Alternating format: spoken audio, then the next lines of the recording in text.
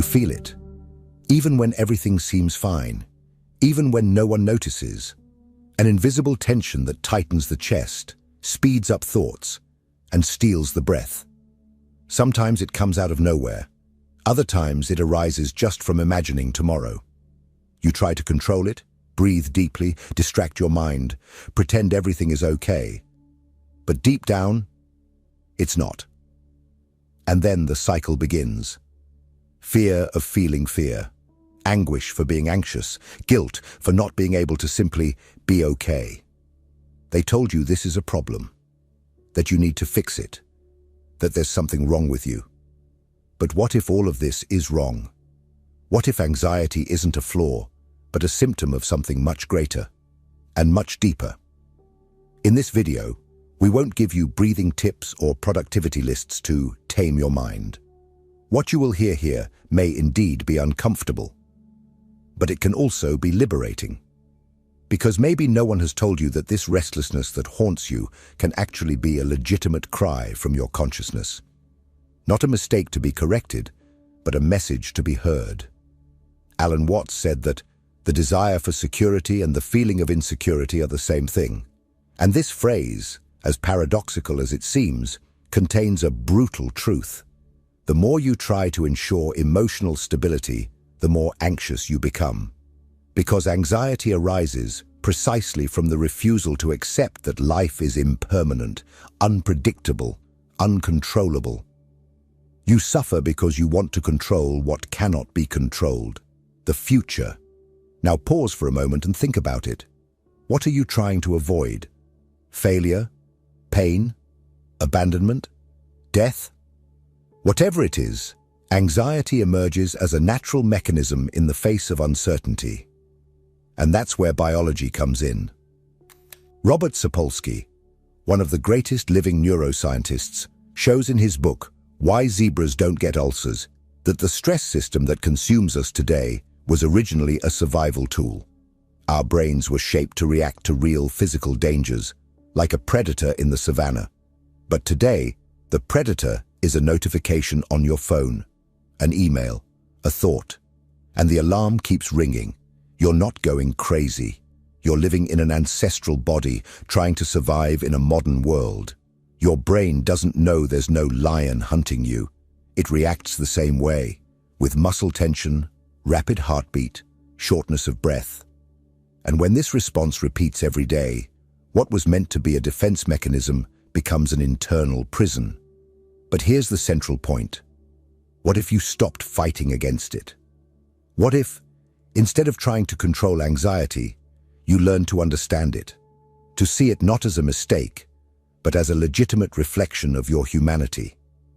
This video is for you who are tired of fighting against yourself, for you who have tried everything, therapy, meditation, medication, escape, and still feel the emptiness growing inside. Here, we will dive deep. We will look at anxiety as you've never been shown, as a mirror, a symptom, and perhaps a teacher. And from this new perspective, something may change. Don't expect easy answers. But if you are willing to face the truth, and yourself, you may find here something more valuable than relief, clarity.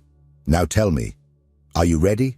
Because after this, you won't see your anxiety the same way again. In The Wisdom of Insecurity, Alan Watts presents us with one of the most uncomfortable truths of modern existence. We live in a constant state of anxiety because we are obsessed with security. But what we fail to realize is that this obsession is, in itself, the root of insecurity. The very desire to control the future, to ensure that everything will turn out well, is what throws us into a spiral of fear and paralysis. Watts points out that modern humans live like ghosts, caught between a past that no longer exists and a future that has not yet arrived. We are always projecting ourselves forward, trying to anticipate risks, ensure stability, avoid chaos. But in the process, we neglect the only place where life truly happens, the now. According to him, We live in a state of continuous frustration because we seek a certainty that the very fabric of reality cannot provide us. Nature is change, flow, impermanence. Everything is in constant transformation, including you. But instead of accepting this, we cling to illusory structures, plans, goals, controls, as if this could prevent the inevitable. And it is this resistance to what is that generates the tension we call anxiety. For Watts, anxiety is not a mistake of the mind. It is a natural reaction to the absurdity of trying to live as if life were predictable. We fear emptiness, silence, death, and so we invent ways to fill them: careers, relationships, religions, distractions. But none of these constructs provide us with the security we seek, because none of them are static. Everything slips away, everything changes, everything dies. And the more we try to keep everything under control, the more anxious we become. He writes, "The search for security is a contradictory desire. When you seek to feel secure, you are precisely assuming that you are not. And that, in itself, is insecurity." This is the key point. Anxiety does not come from reality itself, but from our futile attempt to deny it. We want to control the waves instead of learning to surf. We want to ensure a stable future in a universe in eternal mutation. And in this process, we cease to live. Indeed, according to Watts, the more you try to plan your life, the more you lose touch with real life, which only exists in the present moment. And here is Watts' final blow. There is no possible liberation while you insist on resisting the now. It is only when you deeply accept the instability of existence that the mind can begin to relax. Anxiety, in this context, dissolves not through force, but through understanding. Not through escape, but through surrender. But then, if the root of anxiety lies in our mind that refuses to live in the present, what happens when we look at the body? What if this constant state of alertness is more than a mental pattern? What if it is deeply ingrained in our biology? This is what we will explore in the next part. If this content is making sense to you, click the subscribe button and subscribe to the channel. Thank you for your support. While Alan Watts reveals to us the existential abyss of a mind that refuses to live in the present, Robert Sapolsky takes us to an equally disturbing dimension: the body, the flesh, the nervous system that you carry within you. And what he shows is as impactful as it is revealing. Anxiety is not just a psychological phenomenon. It is, above all, a direct reflection of our biological heritage. In Why Zebras Don't Get Ulcers, Sapolsky begins with a brilliant provocation. Why do wild animals like zebras not get ulcers while stressed humans do? The answer is cruelly simple, because animals only activate their stress system when faced with real and immediate danger. A lion jumps. The zebra's body goes into total emergency mode. Adrenaline, cortisol, rapid heartbeat, muscles primed for flight. But as soon as the danger passes, the system shuts down. The body returns to balance.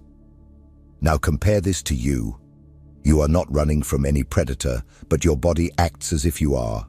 You are lying in bed thinking about a meeting, the end of a relationship, the possibility of failure, the death of your parents, your own irrelevance, and your body collapses. Rapid heartbeat, shortness of breath, sweating, muscle tension, insomnia, and the worst part, this cycle repeats every day for weeks, months, years. Your brain is in constant alert, never having the relief of the danger has passed. Sapolsky shows us that the highly sophisticated human stress system was designed to solve immediate physical problems. But we have hijacked it to deal with abstractions, social expectations, emotional insecurities, unresolved traumas, existential dilemmas. The result? The body short-circuits, and this collapse expresses itself in visceral forms: digestive problems, hair loss, hormonal dysregulation, low immunity, cardiovascular diseases, sexual dysfunctions, depression. And there's more. What makes this even more tragic is the power of anticipation. While most animals only feel stress in the face of a real threat, we are capable of suffering from threats that don't even exist. Sapolsky explains that the mere anticipation of a problem is enough to trigger the physiological cascade of stress. In other words, you may be healthy, safe, and at home. But if your mind starts to imagine a disaster, your body will react as if you are already in it.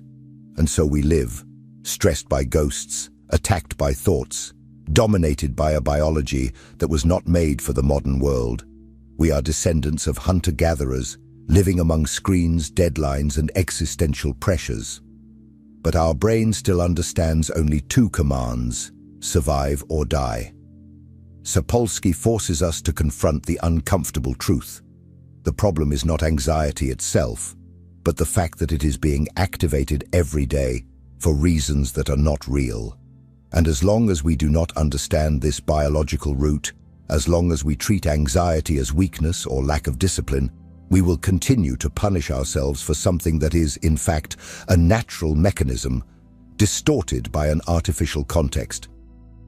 But now an inevitable question arises.